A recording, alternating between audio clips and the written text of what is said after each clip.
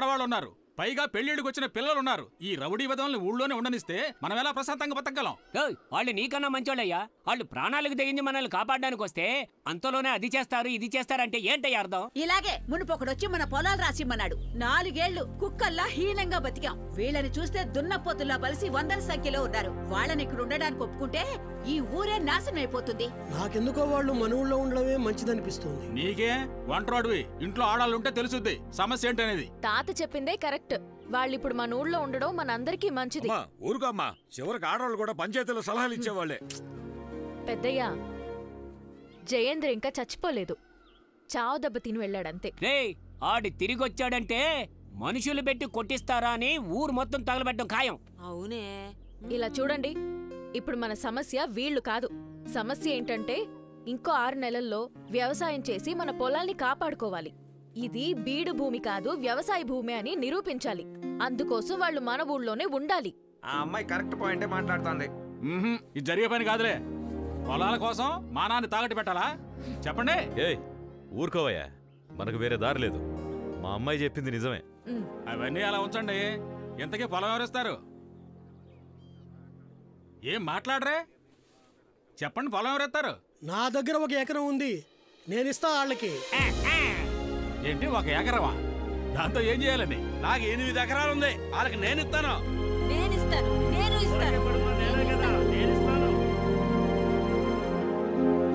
ఇలా చూడు సుల్తాన్, కత్తెత్తి రక్తం చిందించమంటావా? చిందిస్తాం. చెమట చిందించి వ్యవసాయం చేయటం మనకు సెట్టే అవదు.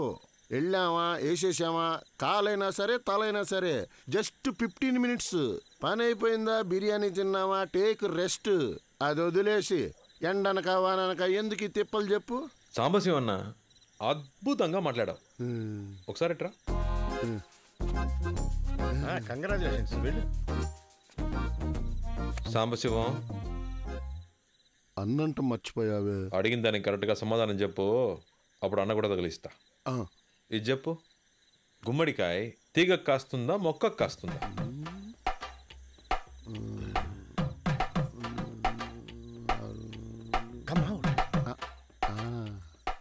రెండిటికి కాయదు, చెట్టుకే కాస్తుంది. ఎలా చెప్పావు? సుల్తాన్, దొండకాయ, బెండకాయ, వంకాయ ఇవన్నీ చిన్నవి, తీగల మొక్కలు తట్టుకుంటాయి. కానీ గుమ్మడికాయ పెద్దది, తీగల మొక్కలు తట్టుకోలేవు, చెట్టుకే కాస్తుంది. బ్యూటిఫుల్.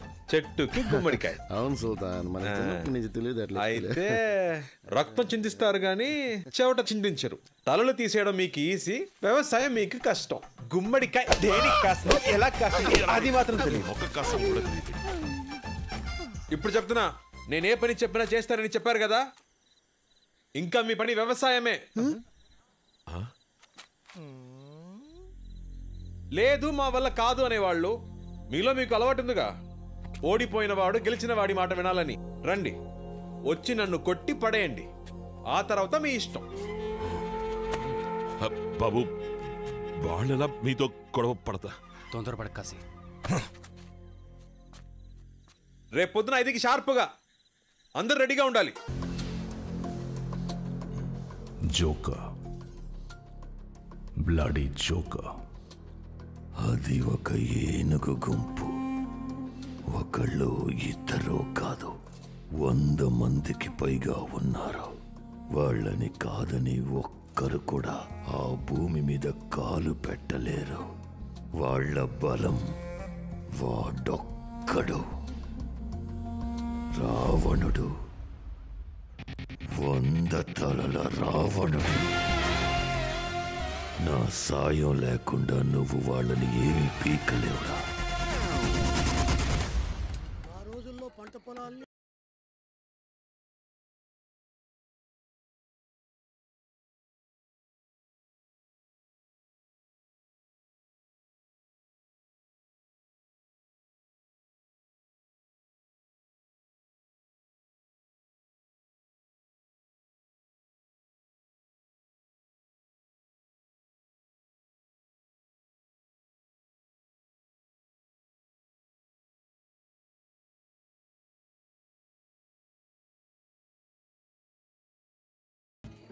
మాట్లాడుతున్నావుగా, మాట్లాడచ్చు.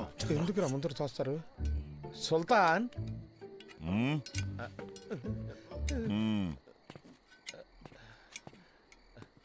ఇక వ్యవసాయం వద్దులే బాసు, వైజాగ్ వెళ్ళిపోదాం. నేను కాదు, మనోళ్ళ మనసులో మాట. మనుషులనైతే వేసేయచ్చు కానీ పశువులు వేయగలమా?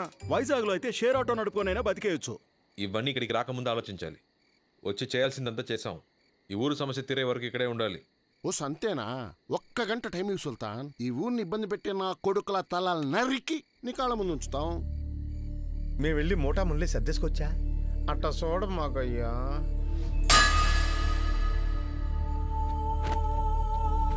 మళ్ళీ మళ్ళీ చెప్పను. నేను చెప్పే వరకు ఇక్కడే ఉండాలి. నేను చెప్పిందే చెయ్యాలి. లేదు మేము వెళ్తామనే వాళ్ళు ఇటు రండి, కొట్టుకొని మరీ తేల్చుకుందాం. ఒక్కడొచ్చినా సరే, అందరు వచ్చినా సరే నేను రెడీ. ఎవరొస్తారు? జంగా, ఒక్కడు కదలకూడదు. ఎవడైనా కదిలాడో తోలు తీసే. తోలు తీయడానికి నేనేమన్నా అరటిపండు తొక్క? జై సుల్తాన్, జై సుల్తాన్, జై సుల్తాన్, జై సుల్తాన్. ఒరే జెండాకర్రా, ఏంట్రా ఆంజనేయుడు భక్తి కూడా నీ భజన ముందు బలాదుర్రా. చిన్నప్పుడు స్కూల్లో గోడ కూర్చేయమంటే తిరగబడి రౌడీ అయినోడ్రా. కనీసం దానికైనా రెస్పెక్ట్ ఇవ్వరా? కొడితే మొగం 32 చెక్కలు అవుతుంది. టైమురా. ఆ పిల్ల వల్ల మనకి కష్టాలు తప్పవు, వేరే దారే లేదు. మరో దారుంది. మీరందరూ ఒప్పుకుంటే తనతో నేను తలపడతాను. వాణ్ణి నేను ఓడిస్తాను. సుల్తాన్ని ఓడిస్తావా? ముందు నన్ను ఓడించరా.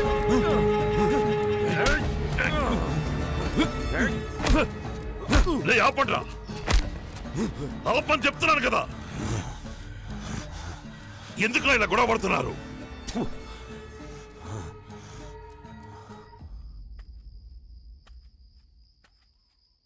మీ మనసులో ఏముందో నాకు అర్థం కావట్లేదు. దేనికోసం ఇదంతా? మన వాళ్ళని కష్టపెడుతూ, ఈ ఊళ్ళో వాళ్ళని కష్టపెడుతూ దేనికి? ఆ అమ్మాయి కోసమా? మన కోసం, మనందరి కోసం మావయ్య. ఏంటి? నిన్నటి వరకు ఒక 6 నెలలు ఈ ఊళ్ళో ఉండి వెళ్ళిపోదామని అనుకున్నా. కానీ ఈరోజు వీళ్ళకి వ్యవసాయమే కరెక్ట్ అని అనిపిస్తుంది. ఇక్కడుంటే వీళ్ళు తప్పు చేయరు. వీళ్ళందరినీ రైతులుగా మార్చేయాలి మావయ్య. రైతులుగా మారుస్తావా? వీళ్ళనా? మూర్ఖులు బాబు. మీరు సముద్రానికి ఆనకట్ట కడుతున్నారు. అది జరగదు. వీళ్ళు మారరు. వదిలేయండి సుల్తాన్. జీవితంలో మంచి అంటే తెలియని వాడే మావయ్య. ఎలా పడితే అలా బతుకుతాడు. ఒక్కసారి మంచి ఏంటో తెలిస్తే వాడికి బతకటంలో రుచి తెలుస్తుంది. నాకు మీరు 6 నెలలు టైం ఇవ్వండి. వీళ్ళు మారకపోతే నా మనసు మార్చుకుని మళ్ళీ బాంబేకి వెళ్ళిపోతాను. దానికి వీళ్ళు ఒప్పుకుంటారా? వాళ్ళకి తెలియక్కర్లేదు మావయ్య. నేను ఆ అమ్మాయి కోసమే ఇక్కడ ఉన్నట్టు అనుకోని. ప్రాబ్లం అది కాదు మావయ్య. మరి మనం ఈ ఊళ్ళో ఉండాలంటే కత్తి పట్టక తప్పదు. వీళ్ళని మార్చాలంటే వీళ్ళు ఇంకెప్పుడు కత్తి పట్టకూడదు. దీనికి పరిష్కారం ఏంటో నాకు తెలియట్లేదు.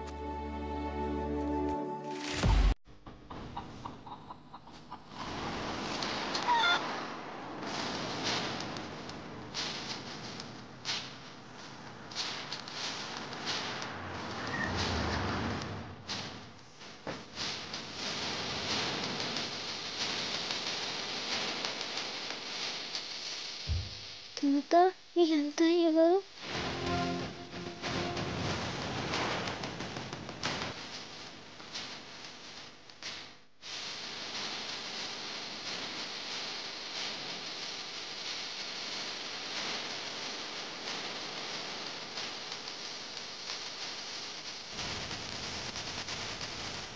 తాత, సుల్తాన్ వచ్చాడు.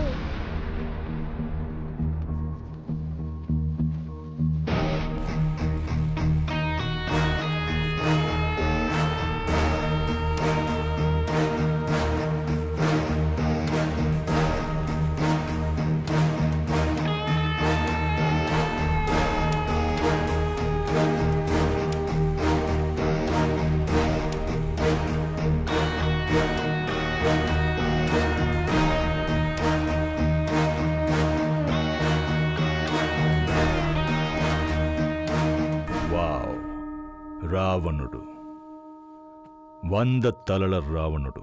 జయేంద్ర చెప్పాడు, అప్పుడు నమ్మలేదు, ఇప్పుడు నమ్ముతున్నాను. నేను రావణుణ్ణే, కానీ నాకు ఒకటే తల. But that's okay. డబ్బులిస్తే 100 ఏంటి 1000 తలలు కూడా మనకి మొలుస్తాయి. So money matters. ఈ ఊరు నీకు ఏమిచ్చుంటుంది దానికన్నా నేనెక్కువ ఇస్తాను. ఈ సెకండ్ నుంచి నువ్వు నీ రౌడీలు నా కింద పనిచేయాలి. ఈ మట్టిలో ఓ చిన్న మొలక కూడా రాకూడదు. వీళ్ళు రౌడీలు కాదు, నా అన్నలు. సరే, నీకు ఏం కావాలన్నా నేనిస్తాను. ఈ భూమి, ఆ కొండ నాకు కావాలి. నువ్వు నా కింద పనిచేయి.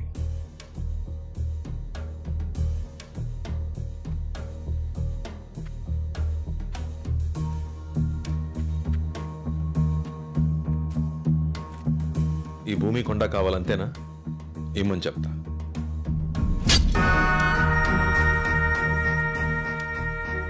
ఆరు అడుగులు సరిపోతుందా? బలం ఉంది కదా అని శత్రువుల్ని పెంచుకోకు. ఇక నీ అన్నల తలకాయలని అప్పుడప్పుడు లెక్క పెడుతూ ఉండు. నెక్స్ట్ టైం నేను ఇలా ఓపిగ్గా మాట్లాడు.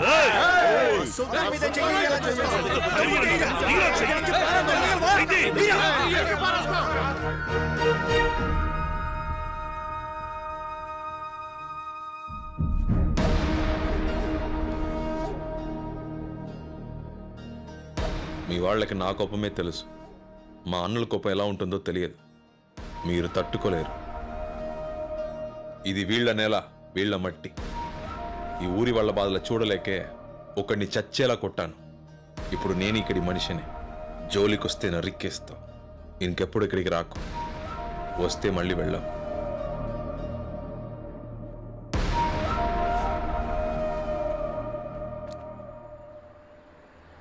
చాలా ఎక్కువ మాట్లాడాడు సార్. 100 మంది వాడు వెనకాలన్నారన్న ధైర్యంతో ముందు వాళ్ళని లేపేయాలి సార్. 100 మంది వాడి వెనకాల లేరు. 100 మంది ముందు వాడున్నాడు. పాముని చంపాలంటే తోక నరకూడదు, తల నరకాలి. వాడి తల నరకాలి.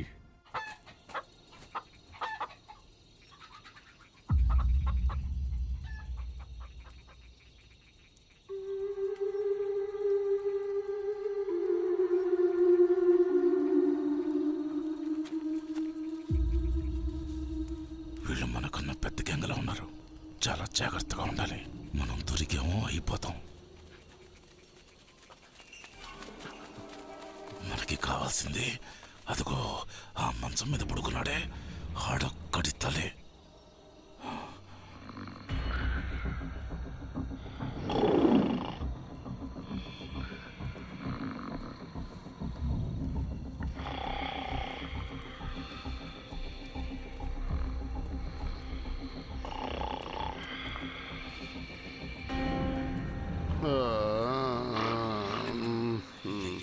చూసుకుని పదరా.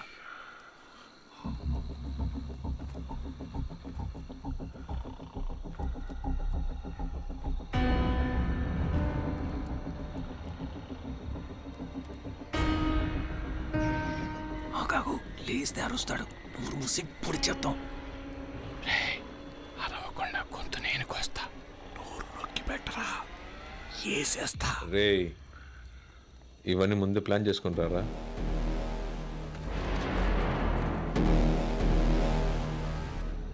కత్తి పట్టనికుండా 2 నెలలుగా కంట్రోల్లో పెట్టాను. వీళ్ళు లేచారు, చస్తారు. ఏం జరిగినా అసలు సౌండ్ రాకూడదు. మ్యాటర్ అది.